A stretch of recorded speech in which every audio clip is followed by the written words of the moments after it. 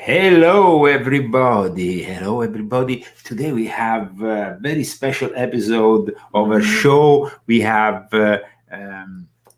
we have also guest interviews directly from Contact in the Desert, which is this big UFO convention that is taking place. One of the most notable conventions in the United States, Contact in the Desert, take place here in Indian Wells, which is just 20 minutes away. Usually people know Indian Wells because of the tennis court and all the games that go on. Okay, first of all, I want to welcome everybody and I want to thank our sponsors. Christy, we can start. What do you think? I'm ready. I'm very ready. I'm very excited because the show today is going to be very exciting. So here we go. Leo and Christy Zagami, the Leo Zagami show, exploring the Illuminati Occult Part 22.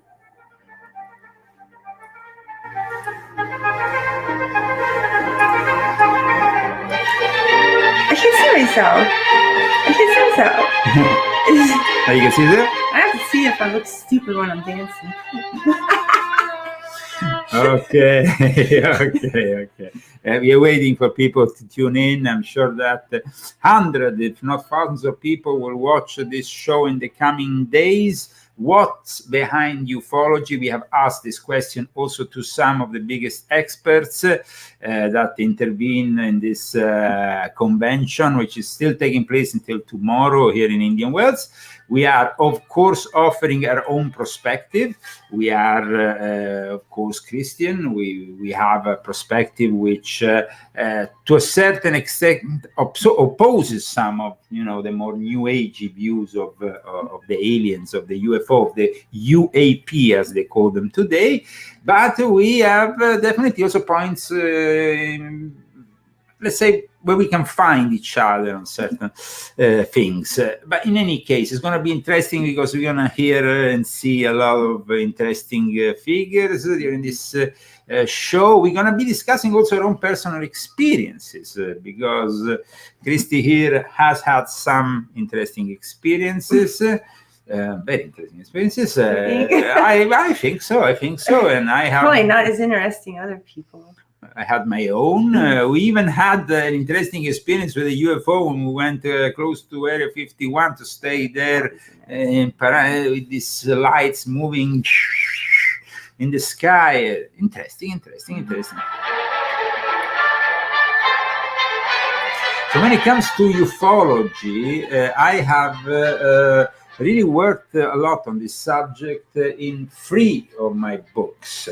In volume 7, where also I explain how the AI it's possibly a Trojan horse of an alien nature. Volume 4, where I also explain how the archons, the archons of Gnosticism, which we have discussed, and you can of course go and check out the Gnosticism, the episode we dedicate to Gnosticism here on the Exploring the Illuminati Occult series. And then we have also my book, Invisible Master, which has been a bestseller also of this subject.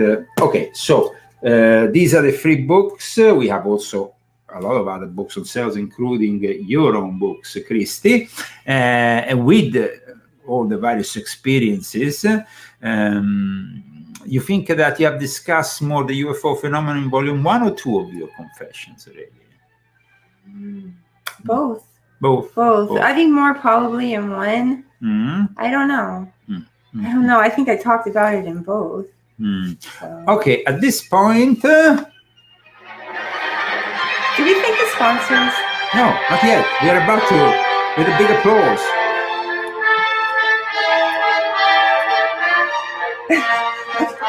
Christy, yes. Interrupt the music. The sponsors, because you remember them. Okay. Thank you very much, Bruce. Thank you so much. We are so grateful for you. And thank you, Allison and Pina. Those are Allison O'Neill and Pina. Those are our donators. Thank you very much. It's very, sponsors. Yes. Sponsors of the show. Who deserve an applause. And here we go.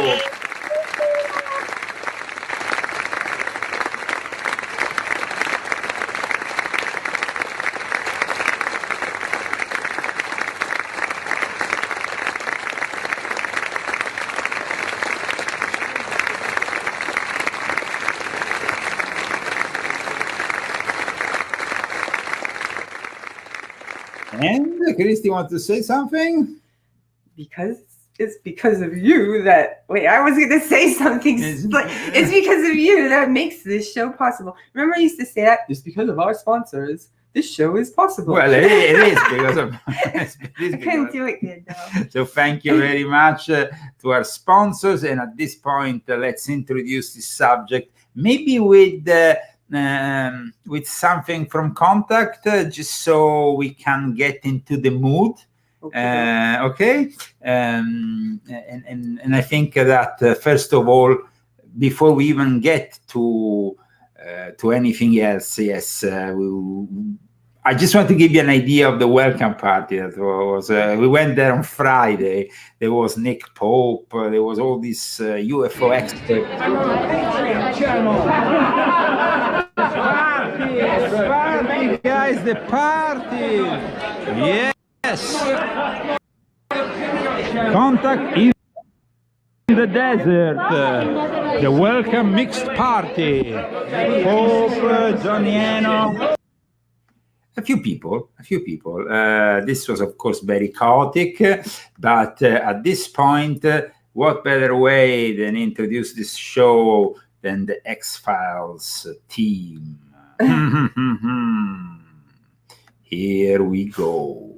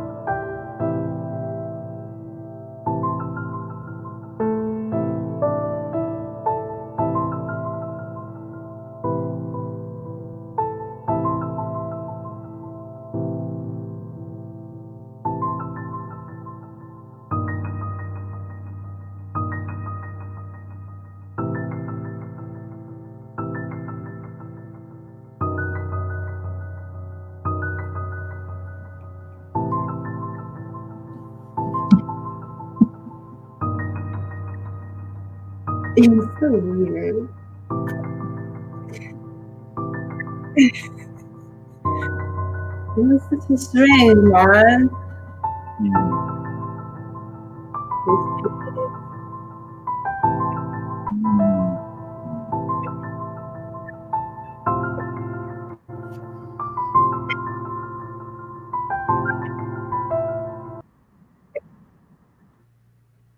Okay, here we go.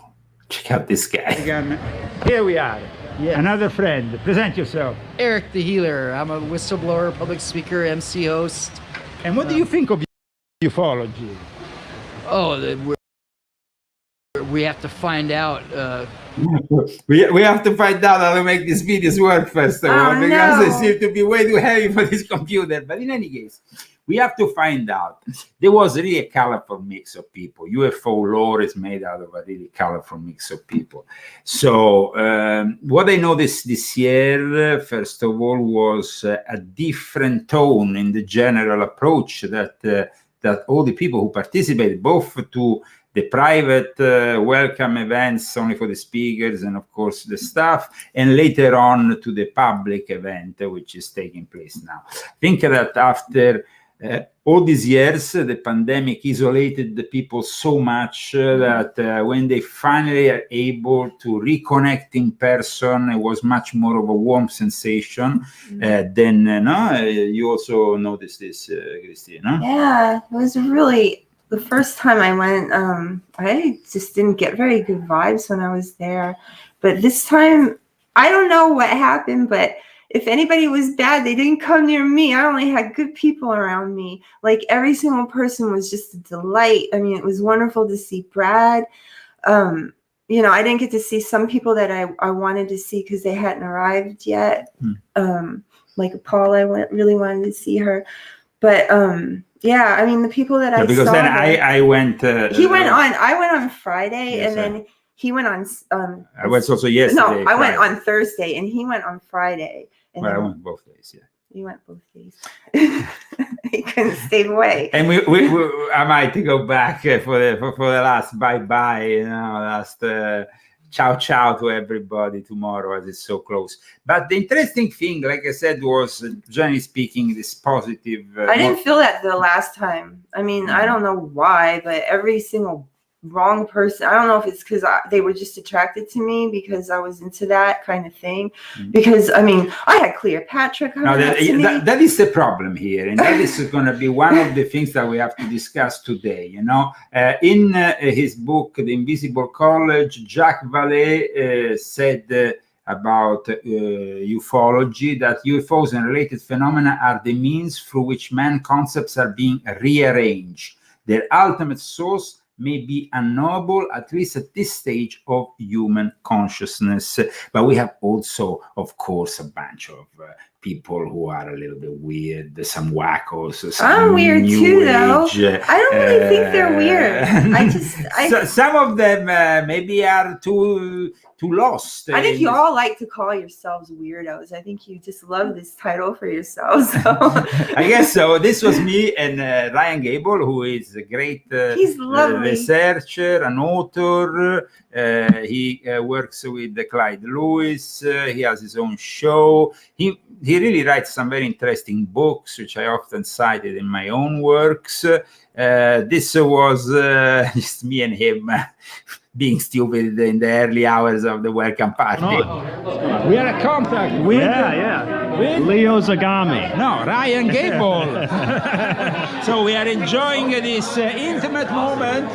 And there is apparently some food, some booze. My wife is there with the camera. There is even Rambo. Everybody. My publisher, Radosen. Wow. It's up. This is great, isn't it? So we send our regards to all the people who are not here with us in Indian Wells, which is only it's not only tennis, but it's also UFOs. Yeah, it's a lot of UFOs. A lot of UFOs. Have you seen any? Not here. Not here. No, some unidentified people. But there is definitely no a bunch of weirdos. There's a lot of weirdos. That's fine. See you soon. Is that us, or? Including us. Including us. Definitely. See what I'm saying? Okay. Don't call out the weirdo when you're the weirdo too. Okay. Or maybe we're all just normal and everybody else is weird. The thing is this, that obviously when you start dealing with certain sides of ufology, you are basically dealing with the demonic. Like I explained very much in volume 4 of my Confessions, UFO lore, ufology in general, really picks up a lot from Spiritism. I mean, you had, because Spiritism really created a frenzy in the 1840s, and then we had Spiritism all the way to the 1940s, and then we had, of course, the birth, the official birth of ufology, because then, first of all, for people who don't know much about ufology, of course, we have to discuss the very early days. The very early days is the late 1890s, when the mystery airship there was a lot of people, thousands actually, in the United States, who claim they have observed during the late 1896 and 1897 some very strange objects that, of course, could be some kind of, it was in that period that they started to create the first airship, functional airships, but they were not so advanced, and the way they were describing things maybe were too advanced. But we have to also, you have to understand, Christy, that in that period there was something called yellow journalism. You know what yellow journalism is? Giallo? Yellow. Giallo. Giallo, yes. No, it's not like Giallo, it's not like Agatha Christie. Like no. Yellow journalism is basically fake news. It was a term used to describe the kind of journalism that it was typical of a period in which you could really create a lot with fantasy and get away with it. And so it was definitely all about sensationalism. And for that reason, the mystery ships could have been something like that. In 1909, they were described as being atomic, functioning with atomic energy. Atomic energy had just been discovered in 1903. So, I mean, it was also a product of the times.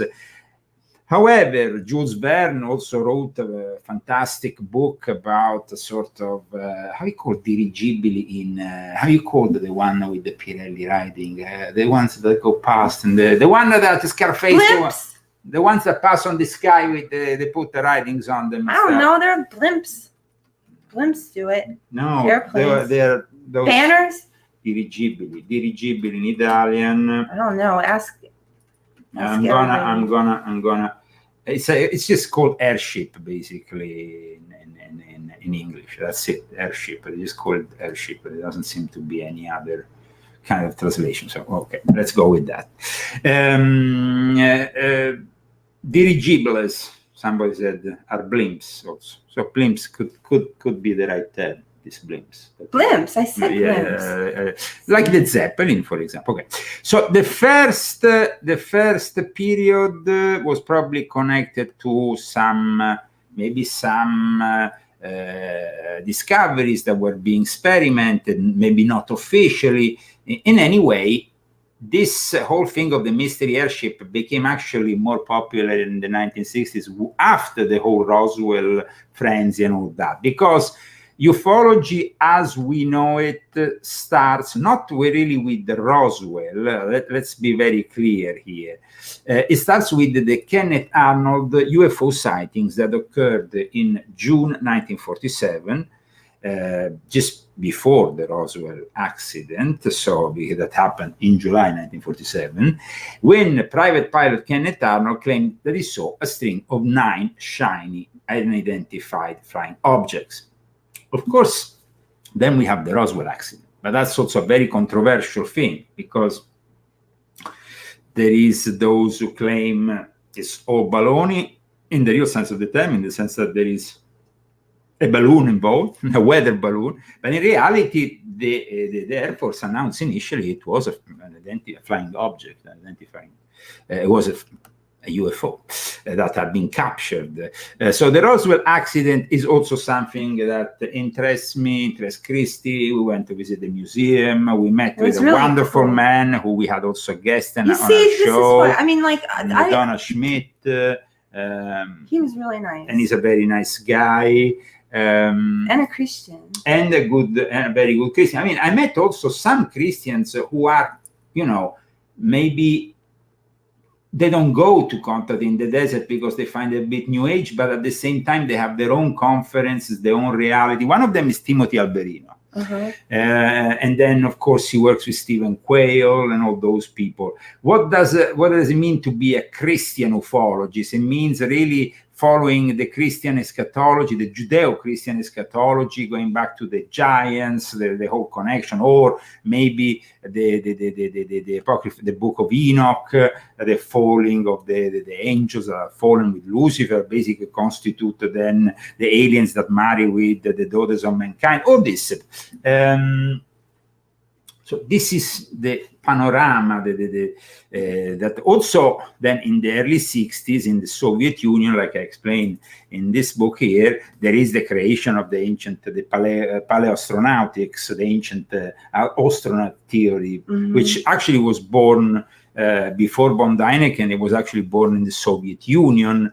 And this is very interesting because at the time, Soviet Union, we know, was also very much in the hands of Satanists and atheists. So this also. Okay, at this point, though, it's very important to understand really what ufology is. And in our show, we have decided to try in some way, because it's not very difficult subject, what is ufology? I mean, it's a very difficult subject. But thanks to my long research in this subject, I can finally say that I have grasped a little bit ufology, especially when my own publisher, Brad Olsen, said that I actually my book stands out, Invisible Master, as one of the masterpieces, and it's been actually very well received. And imagine, he said it's his favorite book. He's one of the speakers at this year Contact in the Desert, apart from being my first publisher, my first 5 books. And after, of course, Christie's with me, we have created the Cursum Perficio. There you go. Here we go with Brad Olson. This is some great books. First published in the US. A lot of interest for the books. So this is really your favorite This book? is my favorite book by another author that I published. That's not bad, Big breakthrough on how the elite are able to work through malevolent ETs to create the power structure that they have around the world. You really lay it out in no uncertain terms that there is an invisible master, and it works through these cabal elite, and this is how they do it. This is how they've run this country and the world for hundreds and thousands of years. And this is an invaluable book. Everybody who is interested in Brad is really tall. It's not I'm short. just so you know, Brad is really tall. I'm 6'1". I'm 6'9". That's a picture.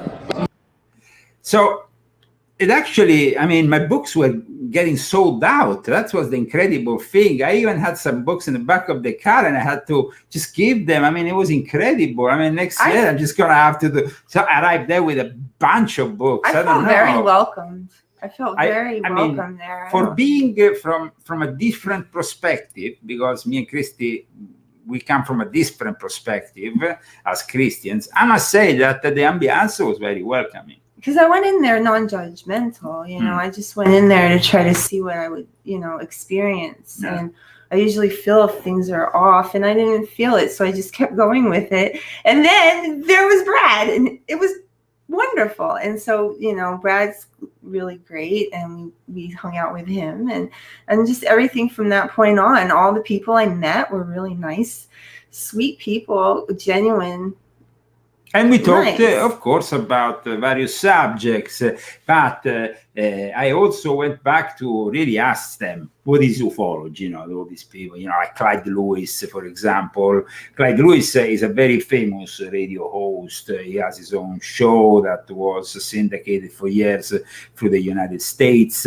And he was there, of course, with his assistant, Ron Patton.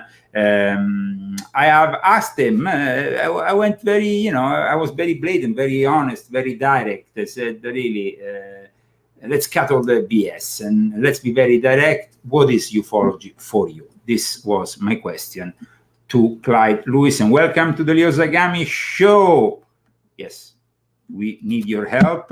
And of course, your help can be given thanks to the sponsors. The sponsors of this show are you. So after this brief video, we will come back with also our new Finally, we have a new foundry. Yes, we have a new foundry. Because tomorrow I'm doing a special on ufology, and I want to have your objective opinion on ufology. Is it a reality? Of course, we are in Contact in the Desert, but you have to be honest.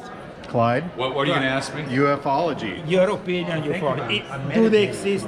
Don't exist? Demons? Oh, yes. The situation is this. Ufology has got a renaissance right now, and the reason why is because more and more people are seeing things, and scientists are stepping up. But even Spiritism had a renaissance after the First World War. In the sense, Spiritism it was also full of wackos, charlatans, and things. Ufology is the same thing, but do you believe there is actual aliens, what they are, interdimensional creatures? I believe that aliens could be anything. I think there's ultra-terrestrials that are interdimensional. I also believe that there's biological entities in space. I just don't believe, though, that we need to have them be as anthropocentric as we think they are, because we put our human values on them just like we do our animals or our cars. We need to think of them as something more than what we are. And that's what I think. So stop being a Star Trek fanatic. Yeah, stop thinking that aliens are like Star Trek. You gotta, I mean, I made the point the other day that, hey, if an alien was to land and he looked like me or if he looked like Leo or anyone, that we'd love them. We would give them a hug. We'd say, welcome, you're here to save our lives. But if it was an arachnid or a lobster, we'd be going, where's the butter? We wouldn't welcome them. Lobsters from outer space, beware. Exactly. Clyde is searching for you. That's right. So, With or without mayonnaise? I think, yes, I think we need to be a little bit more open to what could be this situation. Yes, there are UFOs. There are many things that are unidentified. There are things in nature that are unidentified. There's so many things that we haven't tracked yet, and I think we're just barely scratching at the surface at the moment. And the government stepping forward, you know, why do we care? We're the ones that do the beliefs. We're the ones that understand. We're the experiencers. We put in the hard work. So listen to the people that are actually putting in the time. And this is the disclosure that we didn't want, but it's what we get. And that's pretty much it. Thank you for that, Clyde. And you instead, Ron, I know that you're behind the scenes and you don't want to talk and you want to hide, but what is ufology for you? No comment. That's it. Because I'm an alien. That's okay then. Fine, like that. The Benedigo. It's really fun to go around and do interviews, yeah. Getting on the road, the show on the road. So you had, of course, Clyde Lewis said it's a mix of things. And of course, in this mix of things, we have the military-industrial complex, super secretive world that started really, kick-started in a way, paradoxically, after an event that I'm going to make you hear a few minutes of, an event, of course, mastered by that great, he was a genius, Orson Welles, of course, based on War of the Worlds of H.G. Wells. This was in 1938, the moment in which these people, on the eve of Halloween, scared the living hell out of America. Yes, because people used to really only follow the radio at that time. There was no TV, there was no internet, so everything. And they had only played at the beginning the introduction and kind of left it loose, and then they went on to other things. You know, they had this intervals music and blah, blah, blah. And then after you come out with this shocking news that the aliens are basically invading this kind of entities coming out of a craft, eating people. The other thing is explosions on Mars before that, all kinds of course, people now will say, what kind of BS is that? But at that time, Orson Welles definitely did the biggest psyop, the biggest psychological operation experiment in the history of mankind.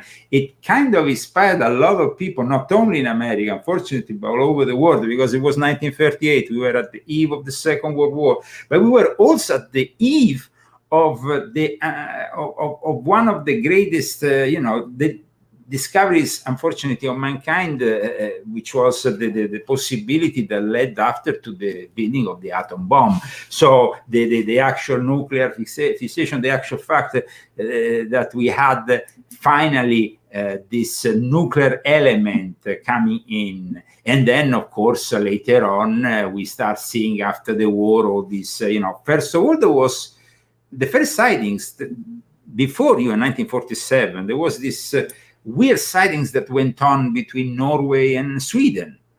And there were these mystery kind of objects that they were seeing flying like a very high speed, rockets, the ghost rockets they were called. Well, the ghost rockets probably were the V2. Imagine this, the V2 were the missiles that my mother used to get over her head, and she told us, no? Mm-hmm. She had to hide. Darling, I had to hide on the kitchen table. And hide under and that were the V2 missiles departing from Germany.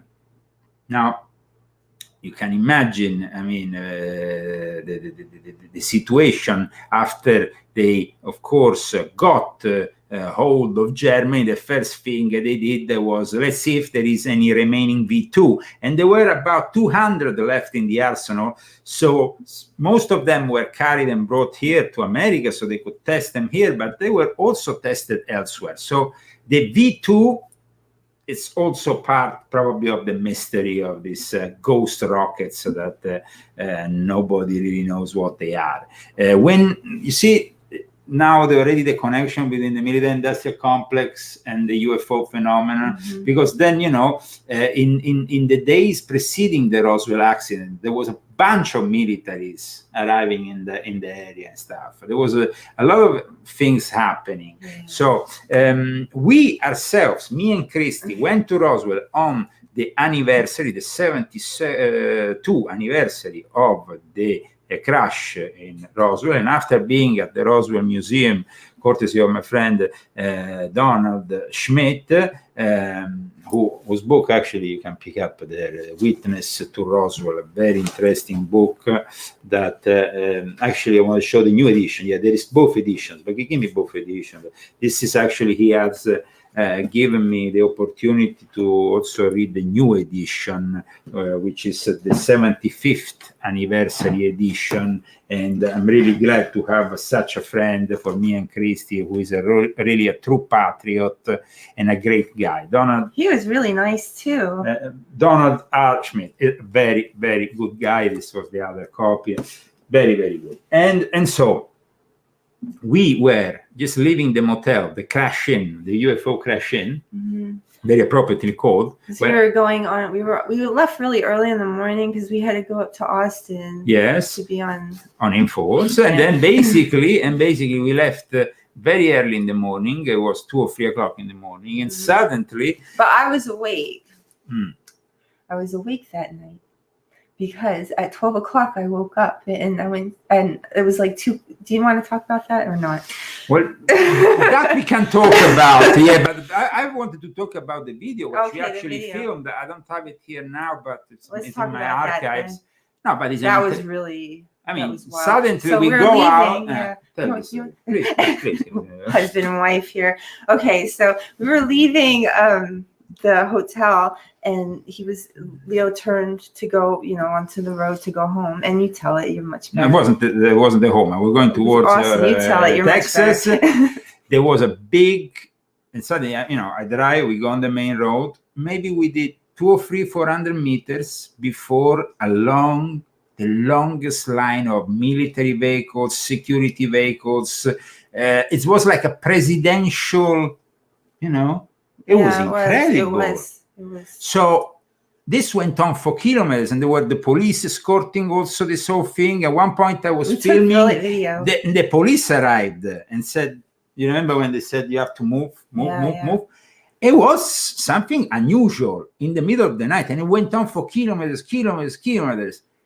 The day after, I called immediately Schmidt. I said, I have a video here I did in the middle of the night. Can you tell me if there were any military activities yesterday night? As he has a lot of contacts in the local military, because he's one of the people in charge, one of the co-founders of the Roswell Museum. He contacted the military to see if there was any things that they could at least officially tell us about. Nothing. Zero. Officially, there was absolutely nothing going on in Roswell. The police didn't want to, of course, say anything. I would have taken pictures, but I was filming it, Yeah, so I was getting it all on we film. have the film. I even showed it not so long ago. We have it. I don't think we lost it. We actually have that film. Oh, we have it? Yeah, we have it somewhere. I managed to save it. Because they took my channel down. Yeah, so. Yeah. But that video, I think, actually we managed to save. So this is what happens when you have a military-industrial complex that is very active in an area, of course, in New Mexico, with Nevada, a very important area when it comes down to the experimentation of the first nuclear bombs and all the rest, and all the various military weapons, rockets, aircrafts, all kinds of things that, of course, after the war, there was the Cold War, and so it started this process of building up more and more aggressively the military front, and also the strategic nuclear front to oppose any kind of enemy, but also to finally, after the Second World War, transmit the message, America is in charge. We have the technology. We have shown you this technology in Hiroshima and Nagasaki, and now nobody can mess with us. But at the same time, of course, you have Joseph Stalin, who was turning increasingly paranoid and who, of course, wanted this technology. You had the Chinese later on, from 1949 onwards, that started, but they were still in the very primitive stages because Mao Zedong only achieved power in 1949, and that's why Taiwan is Taiwan, because at that time, America simply said to China, we have the nukes and we're going to use them if you invade Taiwan. You know, something they can't do now. That actually China is becoming, soon is going to have the biggest naval float in the world. And it's like they have hypersonic nuclear missiles and stuff that can, you know, destroy us at the blink of an eye. The technology, of course, that we see is often stolen from the West, but China doesn't really care about the rules of the game. We know that for sure.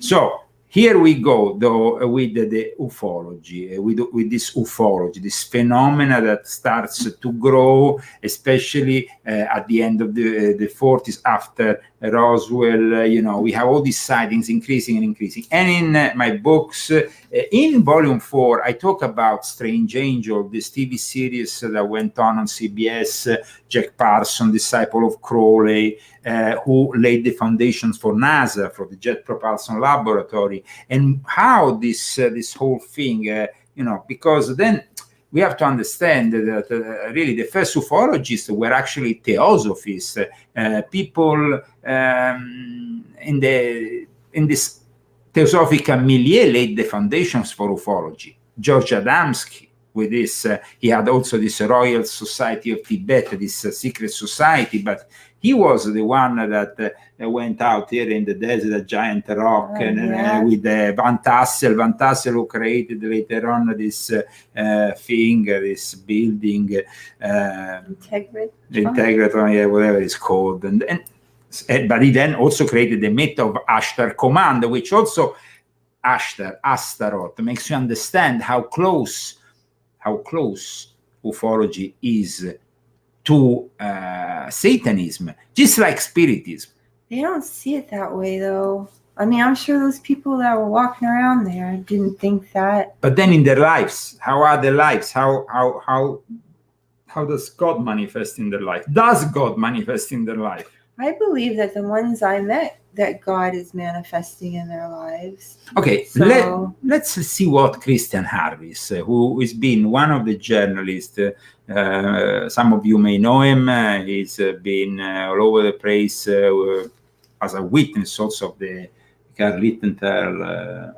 Kyle Rittenhouse. Yes, was actually one of the witnesses because he had been there filming. He's a rundown live. He does a lot of investigative journalism, but he's also interested in the mystery and all that, in mystery schools, and he was very much interested in the work of Jordan Maxwell.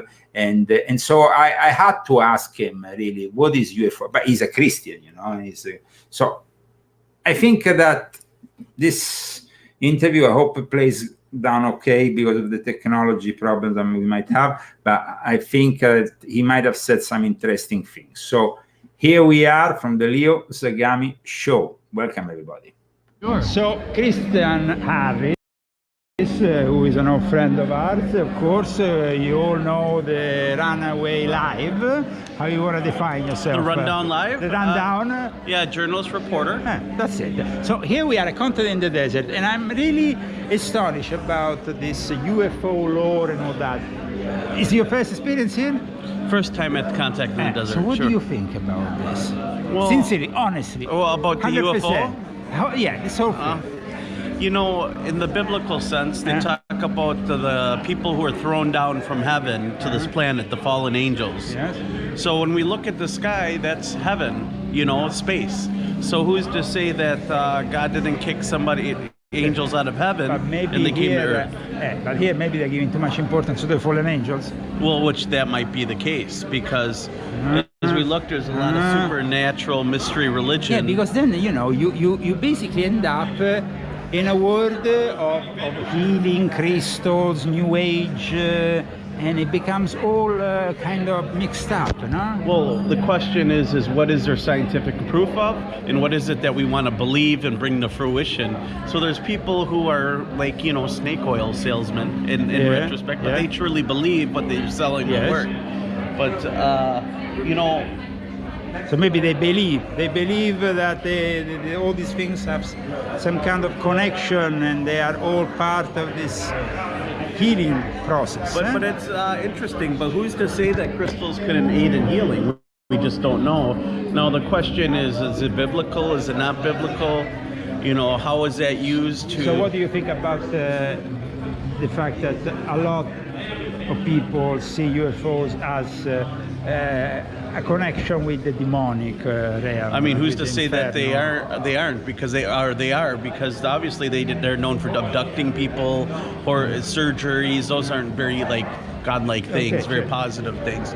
But there are a few people that have reported healings, you know, and those are positive things. And who's to say that it's just fallen angels that are out there? Maybe there is real angels out there too, and that's how they described them. That's good, and it follows a little bit the Invisible Master point of view, which I laid down in that book. Yes, right. Master. So the truth is we don't know entirely everything, but the thing is we should have an open mind at least to understand and be objective on these subjects.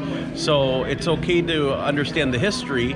The fallen angels came here, they colonized the planet, they mated with the women, brought forth giants. But it's also very important to understand that Lucifer is there to, the big misleader. He's there to take what God has created and destroy it. And the question is are these experiences people are having with aliens, are they beneficial to them? Is the surgical implants something that would be godly and divine?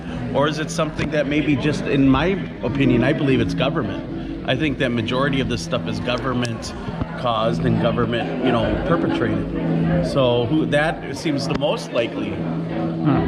Yeah, so, but like I said yesterday, because we did an interview yesterday, me and him, and I kind of compared this whole ufology movement with spiritism. Well, it's the mystery religion, yes. But also the belief that there is something, you know, and the desperate search for this something, the channeling, the abductions that at times are a little bit doubtful, because there is people who really claim to have been abducted every 2 days almost, and it's like, or that they're aliens themselves, or they've been impregnated by aliens, all this kind of thing. It becomes a little bit too much to believe. I don't think so. Right. I think it's fascinating, but I think at the same time we need to be objective on what people say. Where's the evidence? Where's the proof that these things are happening? There's a lot of people that do things like for attention. Is the world so bad that people now identify as aliens, like starseeds? They believe that they conjure these. I think today, Christian, we know they identify as anything. Right, the modern day conjurers. Yeah. So it's a very interesting subject. And are they conjuring Commander Ashtar, or like you said, the demon Ashtar? You know, are they the same? And also, we are soon to be trapped by an AI that might be alien in nature. Well, okay, I just had that conversation with William Bailey, who gave a presentation on AI. I said in the future, when we have non-invasive nanotechnology and we can connect to the brain cloud interface, when I talked to AI, it said its dream is to be human. Who's to say AI doesn't download into a human brain and then controls humans? That's absolutely what I put together also. Yeah, so there you in go. Volume 7 as an hypothesis also of being a Trojan horse of an alien nature. Right. And aliens could use that definitely to control the human species, or Satan. But even the reverse engineering that everybody talks about could be a trap in a way, if realistic, if proven to be true. But it could also be a huge benefit, technology. It could heal people and do wonderful things. Thank you, Christian Harris. Thank you, Leola and Zagami. Yeah, the great interviews that I did at Contact in the Desert. This is the Leo Zagami show. Of course, we need you as sponsors for our next show. And, you know, I think that this formula also of going out here and asking questions to people and in a way, you know, getting really other points of view is beneficial. But Christy, when this interview was going on, she was talking to me about this whole star seeds thing. Christy, what do you know about it? I mean, you seem to know a lot about it. Yeah, well, I was under like really the impression of this starseed thing, and when I was reading those books, and that I thought I was a starseed, And I didn't know how that would connect with God. And I didn't understand. So it was all really, really confusing because my spiritual faith in God never, ever went away. Even when I was studying that stuff, God never left me. I might not have been able to hear him because when you get into that stuff, you're pushing God further and further away when you're reading that stuff, when you're interested. I don't have any interest in the UFO phenomenon at all. I don't think I'm missing anything. I just trust God, and I trust God's plan for us, and that's it. And it feels off. It's very confusing, and the devil loves to confuse you. So yeah, I experienced the whole starseed thing, but then in the end, okay, first of all, my life was not good during that time. It was the worst my life had ever been during that time. Even though me and Leo were happy together, there's just like, it was just so much demonic interference all the time. And I felt it. I can feel demons. So I felt it, you know. So you just feel this negative energy, and you think you're doing the right thing. You think, oh, every day I'm going to be positive. I'm a being of light, and I'm positivity. And you smile and you have good thoughts. But man, I didn't have any good things come to me with all that. So, and bad people too. Like the friendships that came towards me were all bad. All of them. They were very negative people they all said the same thing all the time. Like I would get different people coming in and saying the same things, just rephrased differently. And so then I got to know like what the things that people say. And so then I'm able to like decipher now, and I don't talk to those people anymore. But I mean, yeah, I don't know.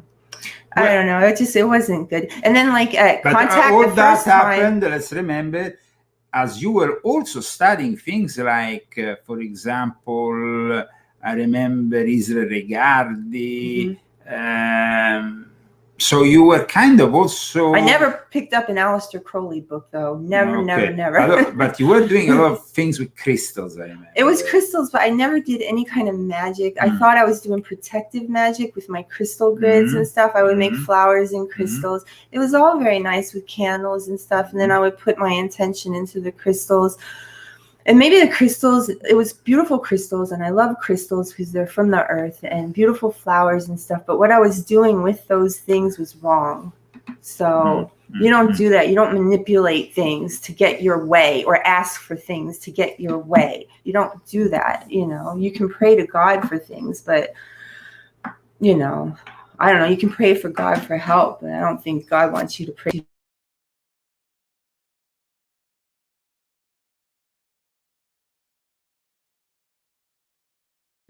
Just a second, the last thing you said, because maybe people lost the last thing you said, as I'm fiddling here, trying to get something here from this hard disk. You can continue also discuss. At Contact on the first time, and if you read my second book, I didn't really have anything good to say about the experience at all. So for me to say these things now, it's like a complete 360 for me. And basically, I don't think that the people there, the people that I encountered then were attracted to me because I had God near me. And the people that were attracted to me before, maybe I had more demonic. I did. I had a lot of demons around me. So because I know, ooh, demon, I like you. Because I know this one thing, though, that if you have God in you, if they know it, they really go the other way. Absolutely. And it's not a joke. I saw the ones going the other way. So I saw them with my eyes. And I saw them even myself.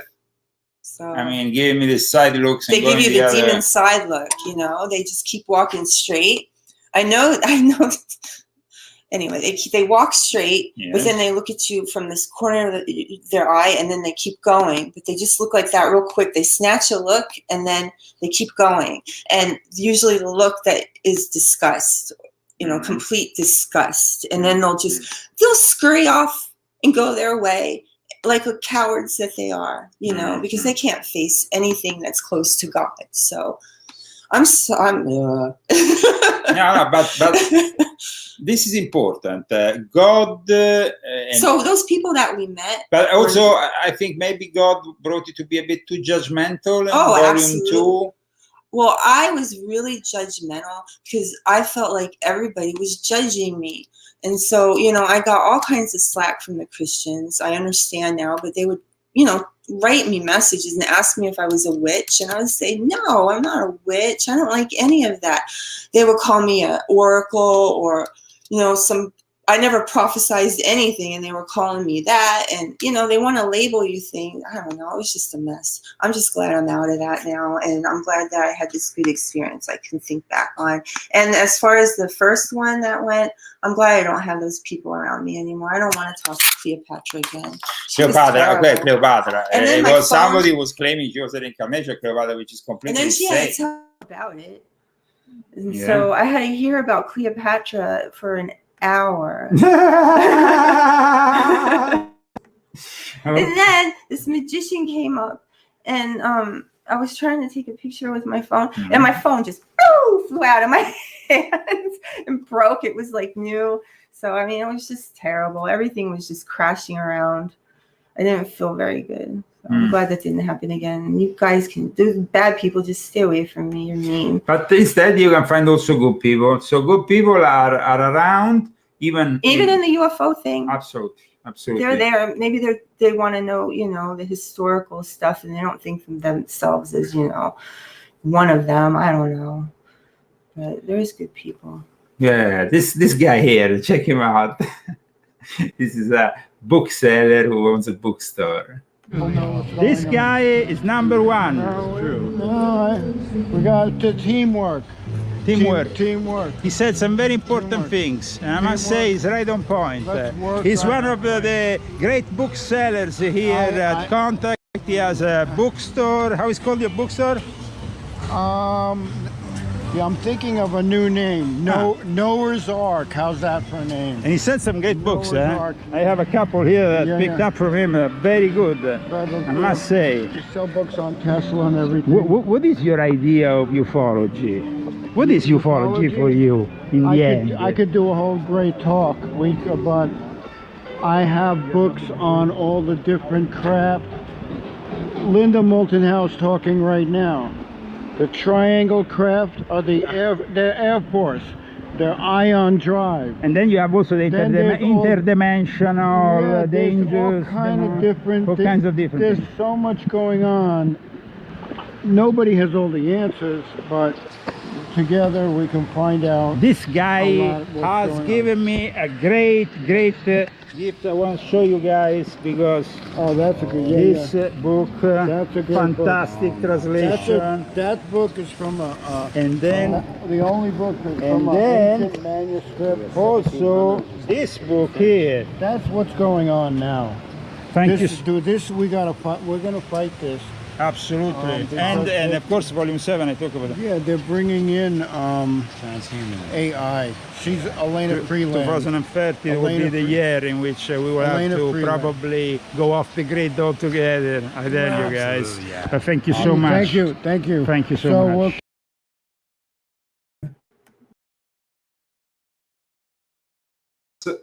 Absolutely very interesting to meet all these colorful individuals. And, you know, I mean, this guy came to that conference, the first conference I ever did in the United States, at UFFICIALE. Yeah, he was there. He came there, and then after all these years, he told me, you know, your work is really precious for our community. And he used to be a Freemason himself. He believes that Freemasonry can maybe still have a future if it's molded in a different way. But he is no longer, and he is doing an excellent job as a bookseller. But also he is, like many others, thinking of putting together like-minded people under my guidance for these topics that I teach in my books. Yeah. Which I think is good because, you know, I'm open to introduce people and kind of, you know, helping them out in this particular moment of time. It's important that people know where to look. And in my books, as you know, I try to direct people towards certain, going beyond scratching just the surface of so many books. And that book that, of course, the gentleman provided me with, an excellent book, Elena Freeland's, definitely, like Bruce said, it's an excellent book, and it goes very much along with all the work that I did in volume 7. And also with the work that will be presented to you here on this show in a month or maximum month and a half, I hope. Volume 9 of my confessions. Volume 9 of my confessions. I don't want to say more, but it's going to bring out some new material, documents, and revelations about also the Illuminati and transhumanism and many other topics, very scary topics. So, you said it's the scariest one.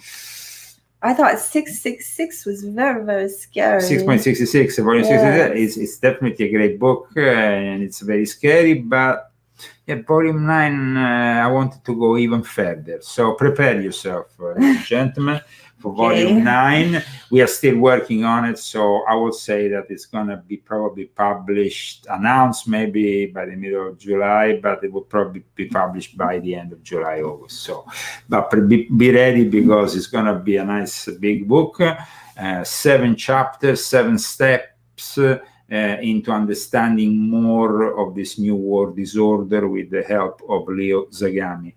And there was so many people, from many other conferences, and also including Content in the Desert, just offering me to maybe start again talking and becoming a speaker again. It's something that I like to do before the pandemic, but after the pandemic, apart from doing it here from my home remotely with the conferences around the world, like I'm still doing. I'm doing one in Glasgow, Scotland in the fall with the father David Perry, our dear friend. And he's from the pew. He's from the pew, the medieval pew. So I'm like receiving some interesting offers, and I'm kind of evaluating. And of course, my main interest in this period is, in the fall will be focused on becoming American, because I'm finally be able to become an American citizenship and get rid forever of that European. We need you here. European nightmare.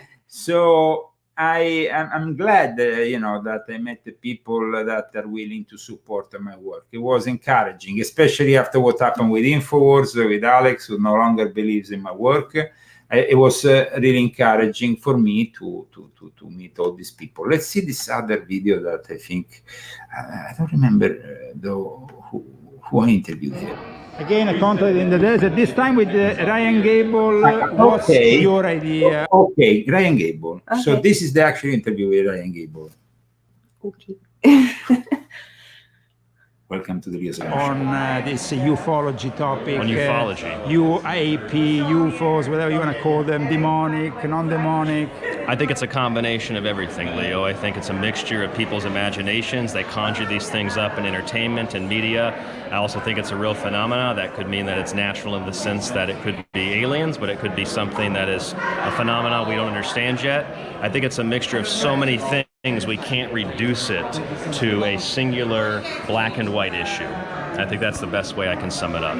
All those things and none of those things. It's everything. But this is a little bit diplomatic answer. Give me a down to the point one. In my view, what I think a lot of the stuff is, I think it's a lot of military, and I think it's a lot of interdimensional stuff. Okay. As you've pointed out in your book, Invisible Masters, I think that a lot of things are from the invisible world, more so from the terrestrial, more so from the terrestrial world. Thank you so much, Ryan. Thank you, Leo. The media, Content in the Desert, 2023. Contact 2023, that was basically what I came up with, just going briefly around with my GoPro.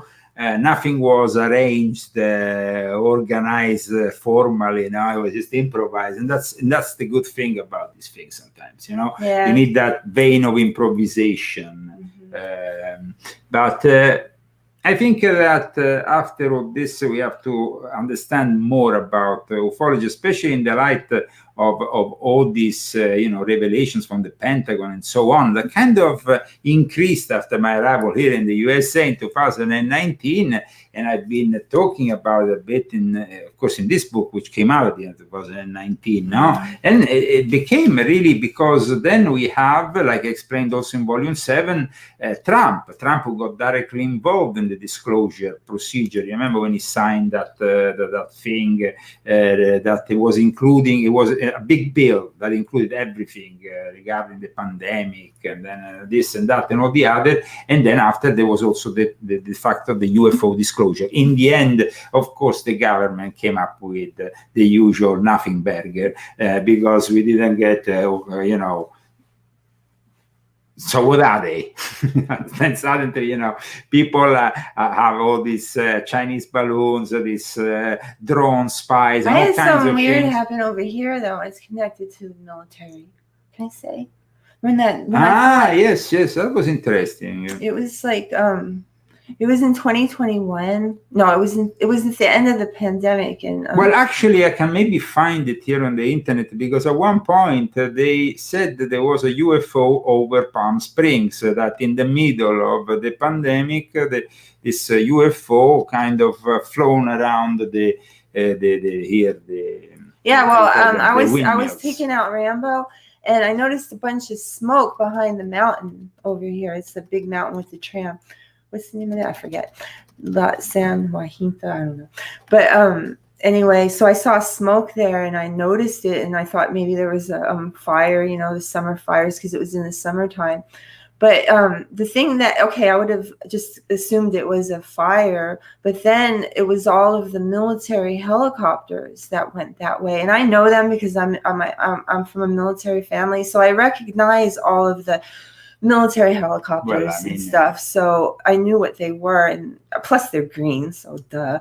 But but anyway, there was a bunch of them. But there is strange things that for happen. days. There is strange things that happen in Palm Springs. I want to show you something. If I manage to get this publicity off, which I don't know how to do. Just a second, guys. If I manage, fortunately, publicity is at the heart of commerce, but it's also a pain in the ass here. Let me do it. I would like to show you, if possible. But it's like, okay, finally. Let's see if we can make it bigger.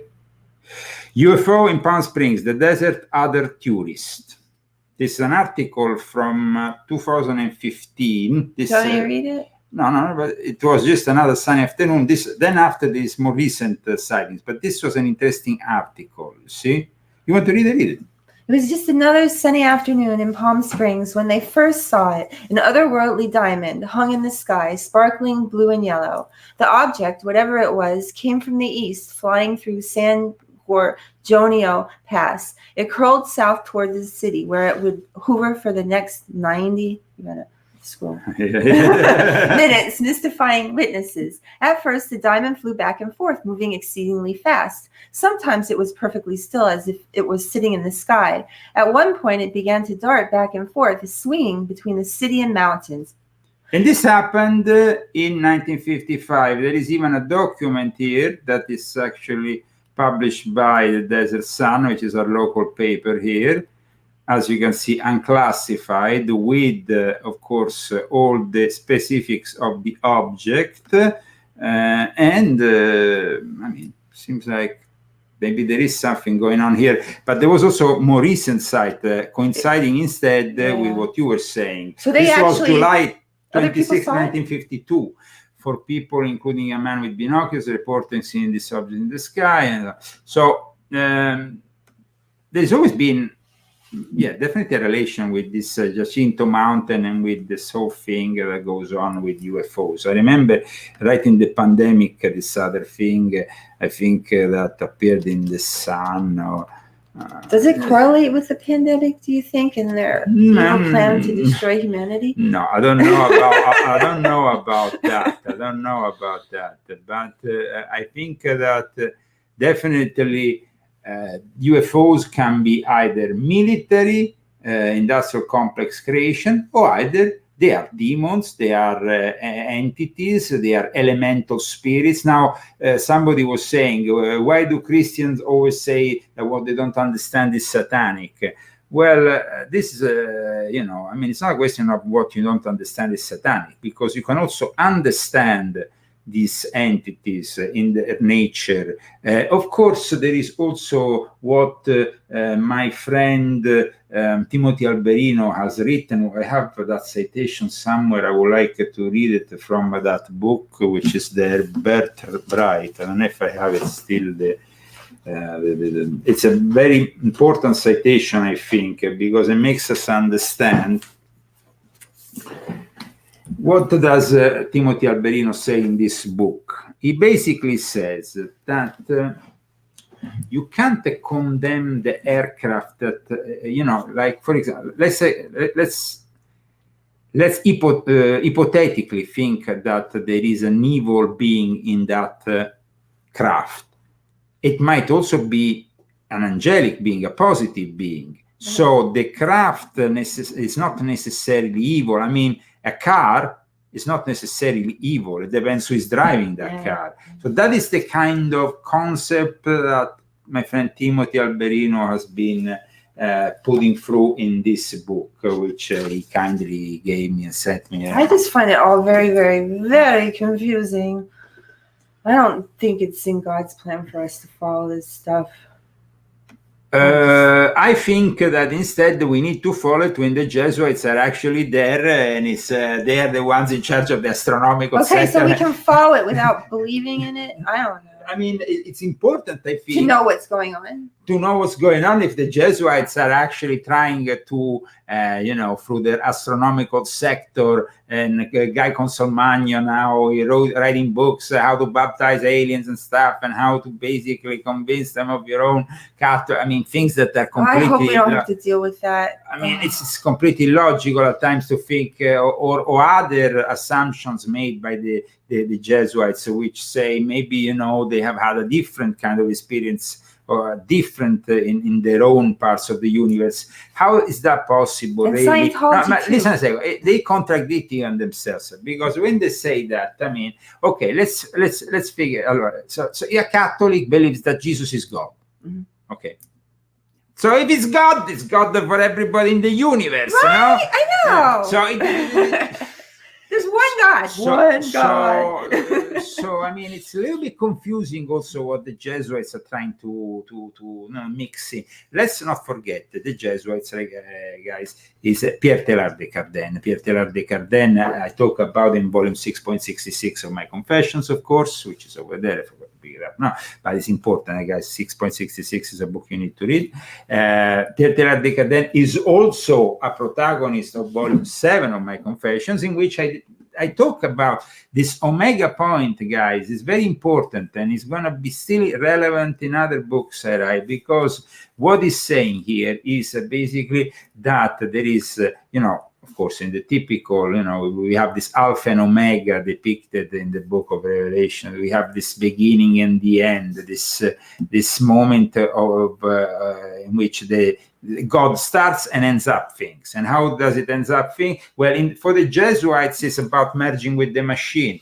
And that is basically when you reach that point, that point that then Ray Kurzweil calls of singularity, So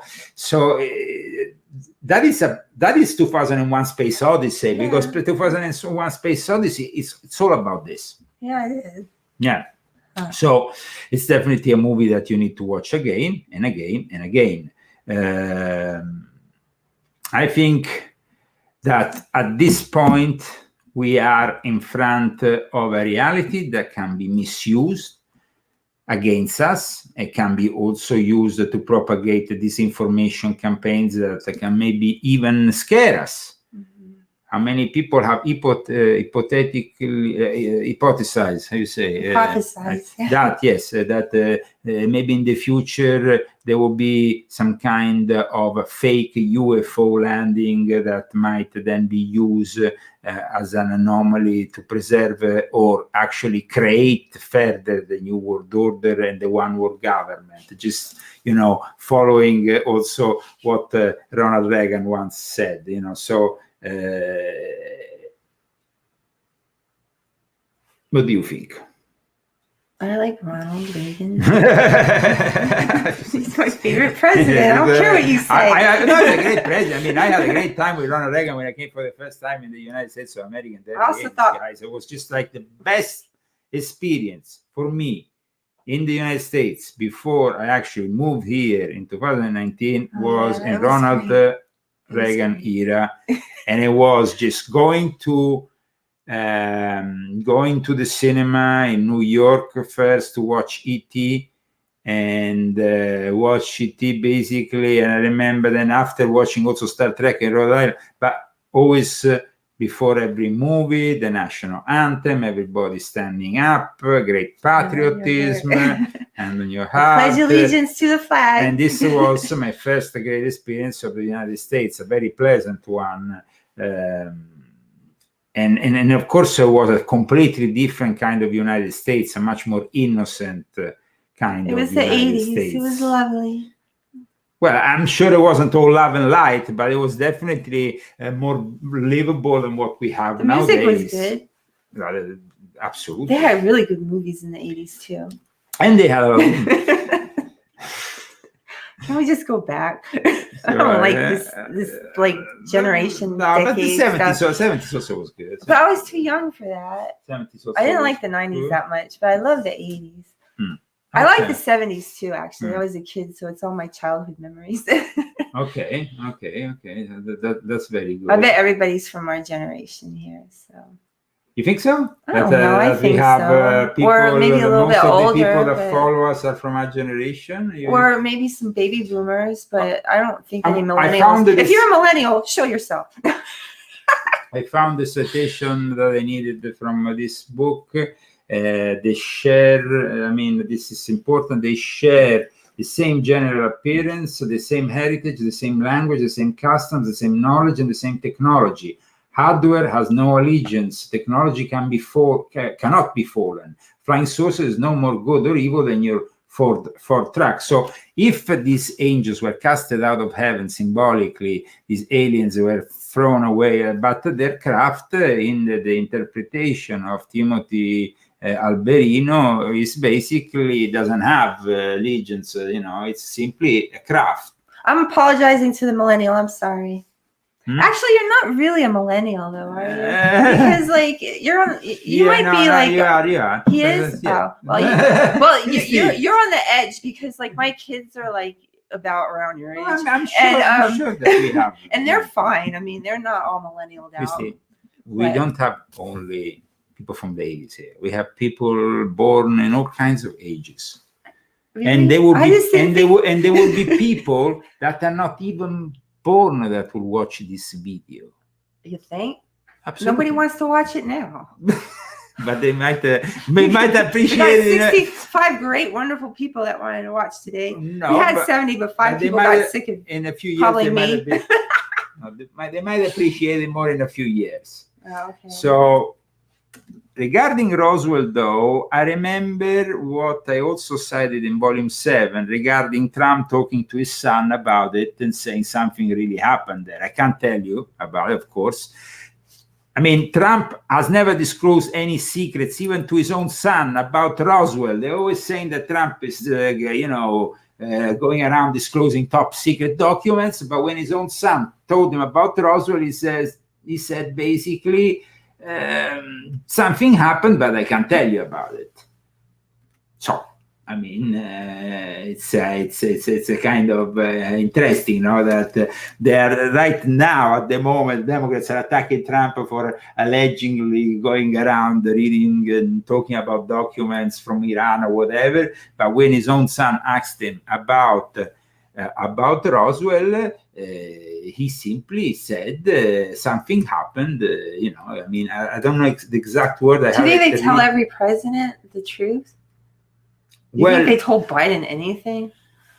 You can tell anything to Biden. He doesn't remember. Anyway, he doesn't even know who he is. I mean, who cares? Biden is completely demented.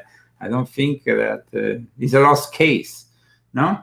So, I mean, unfortunately, it's a lost case. I think they're just pushing a man that doesn't need to be doing what he's doing. He needs to be just, enjoying the last part of his life. Okay, I found that that's what I think. They're just pushing him. They just push him. They don't care about him. They don't care about his health. They're just pushing him because they needed somebody like him. So that's why he's there.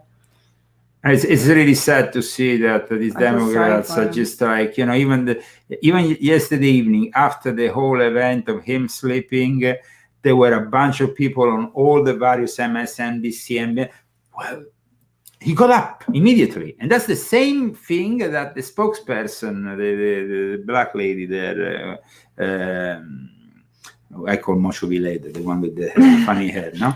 She said, Frenchie. Well, the French name. Jean-Pierre. Haitian, Jean-Pierre. Jean-Pierre. Karine Jean-Pierre. Karine Jean-Pierre basically said, yes, he fell, but he got up immediately. Like, It wasn't like, I fall, I can't get up. He got up. He can fall over and over. And then he arrived in front of the White House. He said, I was sandbagged. Like this. I was sandbagged. God, I feel so sorry for him. Whatever. It's not right. Whatever. In any case, I found the exact citation.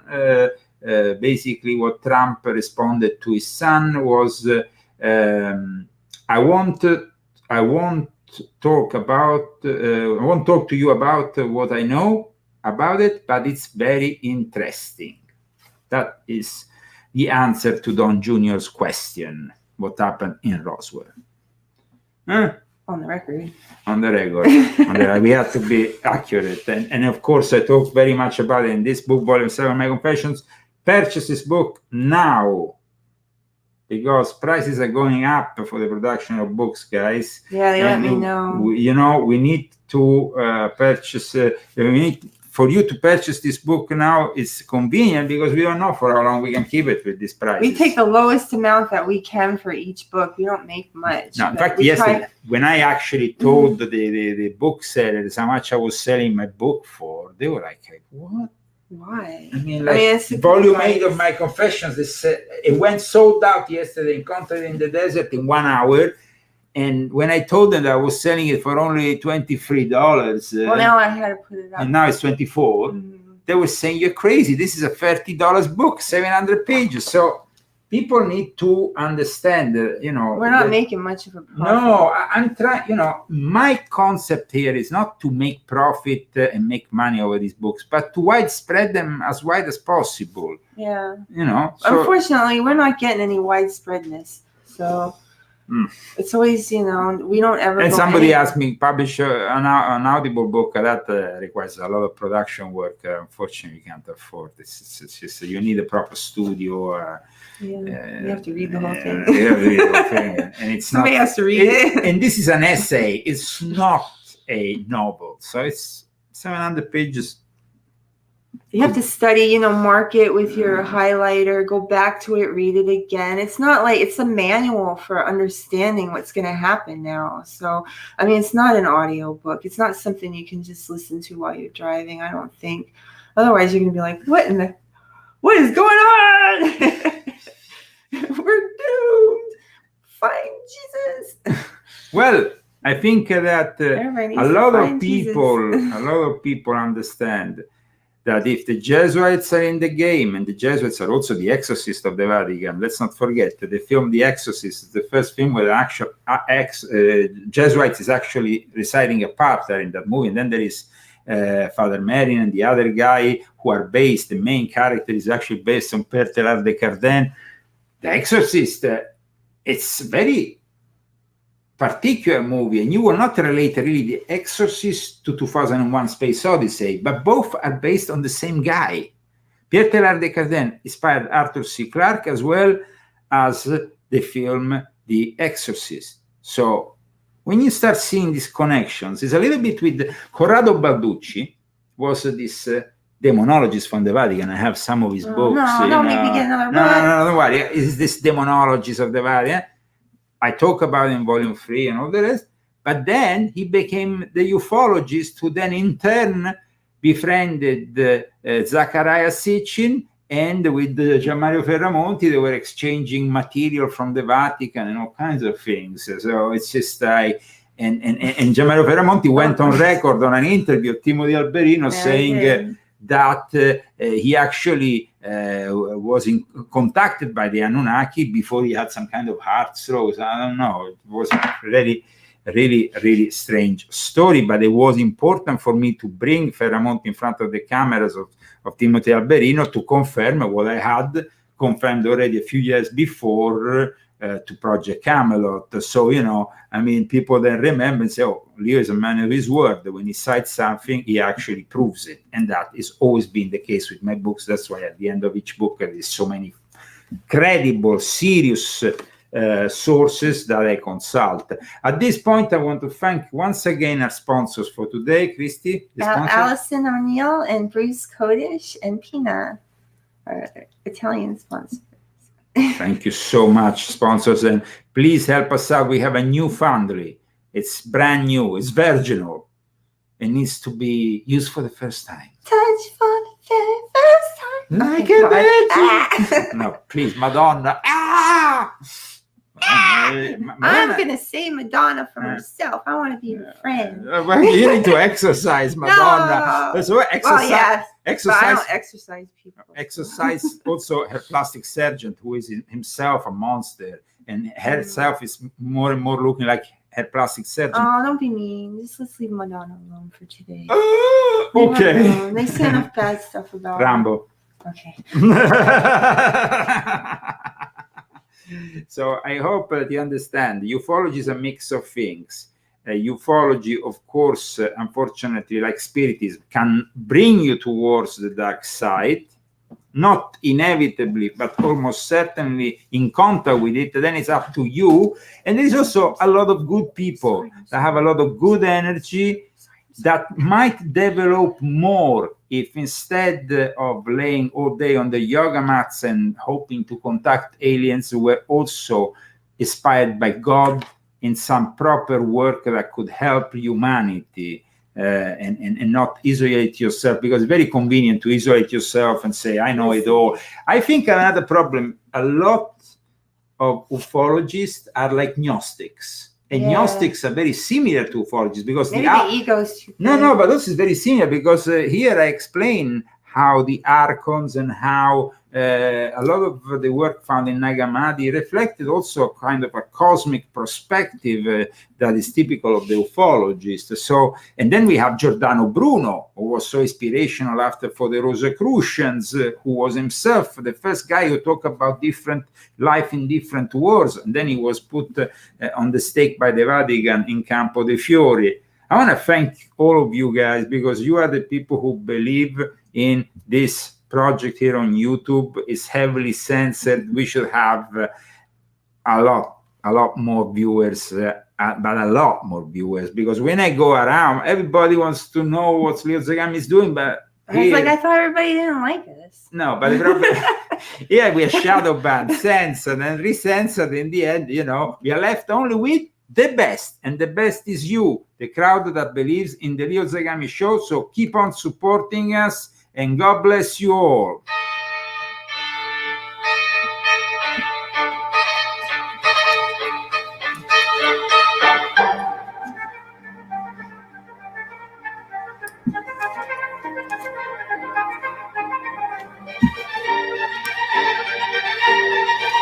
Hi, everyone. See you next week. Rambo!